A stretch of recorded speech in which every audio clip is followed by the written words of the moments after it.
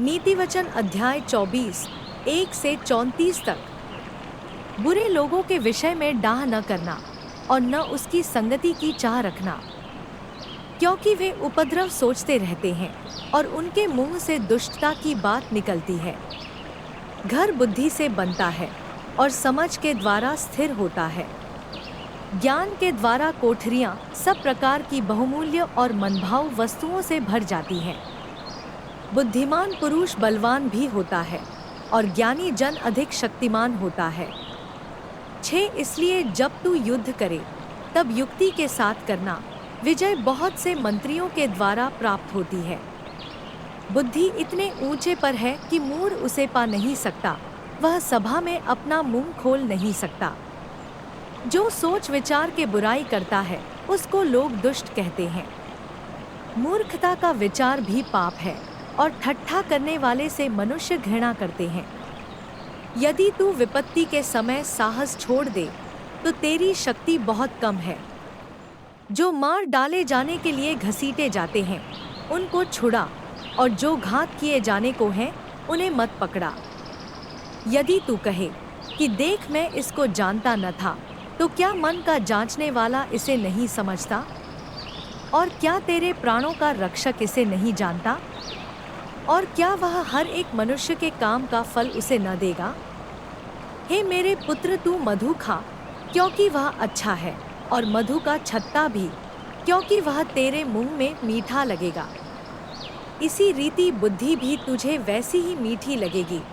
यदि तू उसे पा जाए तो अंत में उसका फल भी मिलेगा और तेरी आशा न टूटेगी। हे दुष्ट, तू धर्मी के निवास को नाश करने के लिए घात को न बैठ और उसके विश्राम स्थान को मत उजाड़, क्योंकि धर्मी चाहे 7 बार गिरे तो भी उठ खड़ा होता है, परंतु दुष्ट लोग विपत्ति में गिर कर पड़े ही रहते हैं। जब तेरा शत्रु गिर जाए तब तू आनंदित न हो, और जब वह ठोकर खाए तब तेरा मन मगन न हो। कहीं ऐसा न हो कि यहोवा यह देखकर अप्रसन्न हो और अपना क्रोध उस पर से हटा ले।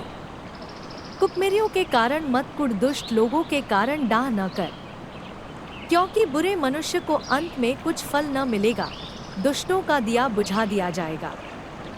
हे मेरे पुत्र, यहोवा और राजा दोनों का भय मानना और बलवा करने वालों के साथ न मिलना, क्योंकि उन पर विपत्ति अचानक आ पड़ेगी, और दोनों की ओर से आने वाली आपत्ति को कौन जानता है। बुद्धिमानों के वचन यह भी हैं, न्याय में पक्षपात करना किसी रीति भी अच्छा नहीं।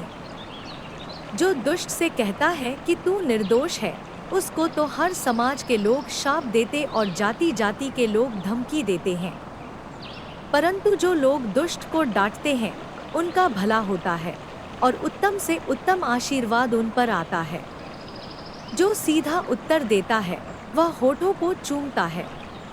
अपना बाहर का काम काज ठीक करना और खेत में उसे तैयार कर लेना, उसके बाद अपना घर बनाना। व्यर्थ अपने पड़ोसी के विरुद्ध साक्षी न देना और न उसको फुसलाना। मत कह कि जैसा उसने मेरे साथ किया वैसा ही मैं भी उसके साथ करूँगा और उसको उसके काम के अनुसार पलटा दूंगा। मैं आलसी के खेत के पास से और निर्बुद्धि मनुष्य की दाख की बारी के पास होकर जाता था, तो क्या देखा कि वहाँ सब कहीं कटीले पेड़ भर गए हैं, और वह बिच्छू पेड़ों से ढंप गई है और उसके पत्थर का बाड़ा गिर गया है। तब मैंने देखा और उस पर ध्यान पूर्वक विचार किया। हाँ, मैंने देखकर शिक्षा प्राप्त की।